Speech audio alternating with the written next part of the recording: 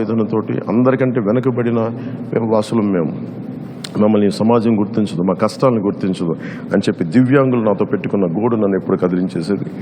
దాంట్లో భాగంగానే మనకి తెలుగుదేశం జనసేన ఉమ్మడి మన మేనిఫెస్టో కమిటీ కూర్చొని ప్రత్యేకించి దీని మీద దృష్టి సారించి ప్రతి దివ్యాంగులకి 6,000 రూపాయలు నెలకి ఇంటికి వచ్చి అందజేసేలాగా, అలాగే ఎక్కడైతే సంపూర్ణంగా దివ్యాంగులు మొత్తం శరీరం అంతా చచ్చుబెడిపోయిందో వారికి నెలకి 15,000 రూపాయలు అందజేసేలాగా, అలాగే తలసీమియా లాంటి వ్యాధిగ్రస్తులకి నెలకి 10,000 రూపాయలు వచ్చి అందజేసేలాగా ఈ బాధ్యత కూటమి ప్రభుత్వం తీసుకుంటుంది.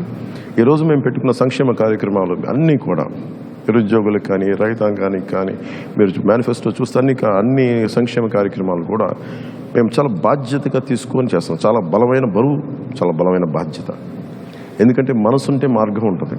వైఎస్ జగన్కి ఇసుక మీద 41,000 కోట్లు, మద్యం మీద 40,000 కోట్లు వాళ్ళు అడ్డగోలుగా దోచేసుకున్నారు. మన ఆరోగ్యాల్ని హాని చేసి అసలు ఫిల్టర్ చేయని లిక్కర్ని ప్రజలకు అమ్మేసి నరాలు దెబ్బతినేంత మందు నమ్మి ఈ రోజున ఒక చిన్న భిన్నం చేశారు వ్యవస్థని. మద్యపాన నిషేధం అని చెప్పిన ప్రభుత్వం మద్యపానాన్ని అమ్మటం. సో అందుకని వీళ్ళందరికీ మేము కోరుకుంటుంది ఇది ఎంకరేజ్ చేయటం కాదు, కాకపోతే మీకు కల్తీ లేని ఒక మద్యాన్ని కనీసం అందించడం, కనీసం మీ ప్రాణరక్షణకి వయసెస్ని వ్యసనాలని ఎవరు ఎంకరేజ్ చేయం.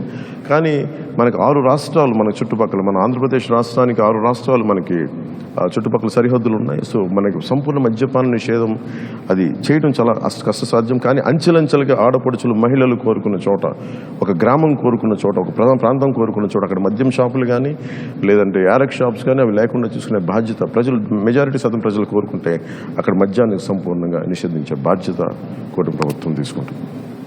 అలాగే ముఖ్యంగా లా అండ్ ఆర్డర్, ఈ లా అండ్ ఆర్డర్ సమస్యను అంటే మేము బేసిక్గా జనసేన టీడీపీ మేమందరం నమ్మేది భారతీయ జనతా పార్టీ వ్యవస్థల్ని బలోపేతం చేయడం, వ్యవస్థలను బలహీనపరచడం కాదు.